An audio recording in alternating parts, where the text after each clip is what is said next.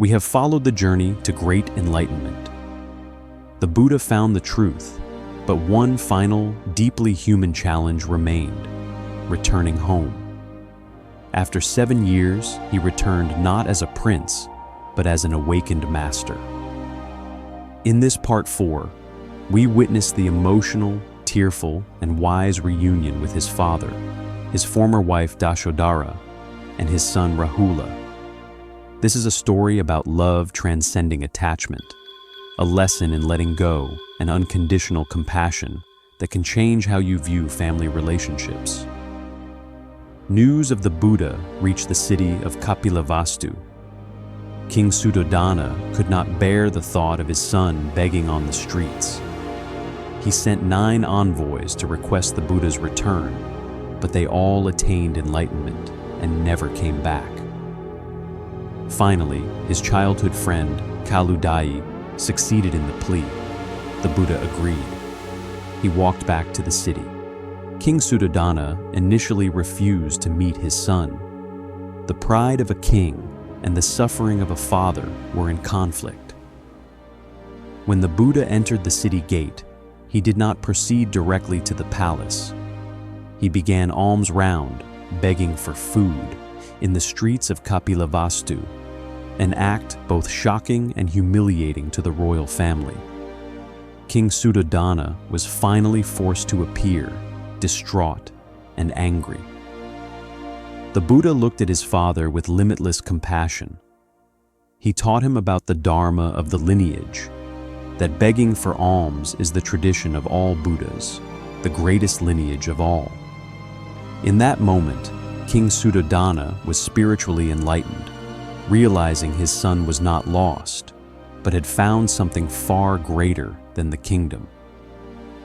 That evening, all the courtesans and royal family members came to pay homage to the Buddha, except for one, Daśodharā, the wife he left behind.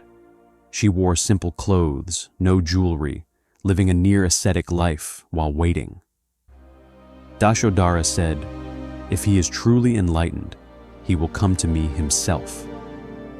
The Buddha entered her chambers. He allowed her to express all her anger, pain, and love. This was a miracle of compassion. The Buddha did not try to soothe with words, but accepted all her emotions with limitless loving kindness, metta. Finally, Daśodharā bowed down. She too attained a spiritual realization about the true meaning of letting go. On the 7th day, Daśodharā brought her son Rāhula to the Buddha and instructed him, "Do you see that Sāmanṇa, monk? That is your father. Go and ask him for your inheritance." Rāhula innocently approached his father. The boy wanted to ask for the treasures he was due to inherit. The Buddha smiled and replied, "My treasure is not a temporary kingdom, but the wealth that is never lost, the Dhamma, Dharma, and the Vinaya, discipline." He asked Sariputta, a chief disciple, to ordain Rāhula. Rāhula became the first Sāmanṇa, novice monk, in the Sangha.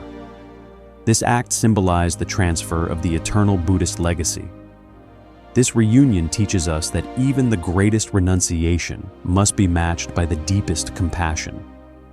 The Buddha demonstrated that family is not an attachment to be avoided, but a place to practice letting go and loving kindness. But how was the monastic order, the Sangha, actually formed? And how could Buddhism survive and flourish through the centuries? There is one crucial concept that Western audiences seek and admire: community, Sangha.